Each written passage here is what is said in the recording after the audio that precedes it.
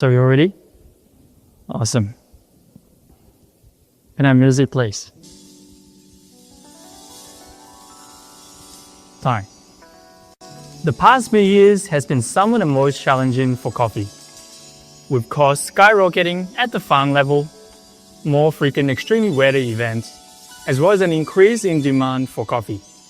These can be felt, but there's one question that stuck with me during my time in Panama, is how we can help other origins to reach their full potential. Not all origins have the same access to the infrastructure, volcanic soils, and unique microclimates that make Panama so special.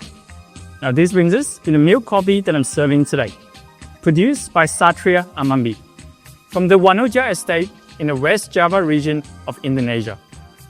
Now, earlier this year, I was lucky enough to visit Satria during harvest season and noticed the majority of his crops consist of a local hybrid variety called Linnaeus, which is a cross between a typical variety and Liberica species. Now he explained to me that due to climate changes, the average ambient temperature of this farm had increased, which has led many common varieties to not be viable and sustainable to grow.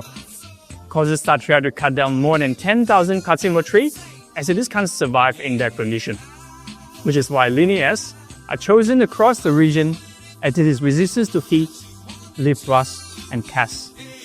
However, this variety by itself lacks sweetness and distinct flavors compared to the benchmark coffee that you just experienced. Because we cannot replicate the growing conditions in Panama, this is why it is important to invest in new technologies like POPs, which stands for Position-Oriented Peptides, which we have used in my milk coffee today. It can elevate the inherent qualities of any variety and make high-quality experiences more accessible. Now, POPs is applied like any liquid fertilizer. When applied to the tree, it triggers an immune response.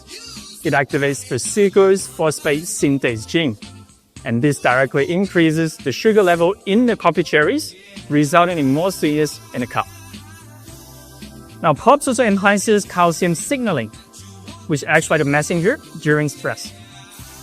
It tells the plant to be really faster, activate metabolism, and boost the production of serotonin and floral aroma compounds, leading to a more consistent maturity of coffee cherries, help skinning up the sorting process, and reduce harvest labor costs. It is conducted by CH Biotechnology Lab in Taiwan. Comparing coffees producing POPs and the dot shows that not only sucrose and citric acid content was increased, but photogenic acid was decreased. This enhances the coffee's sweetness, leading in floral aroma and overall heightened sensory experience. We applied POPs, spice, on these Linnaeus crops around 500 coffee trees this year. Applied once during fruit sets, another during ripening, both on the leaves and to the roots. After breaking, this coffee was then carbonic macerated in a plastic tank for 2 days in a room temperature of 18 degrees. It was then dried on raised bed in cool sun for 2 days.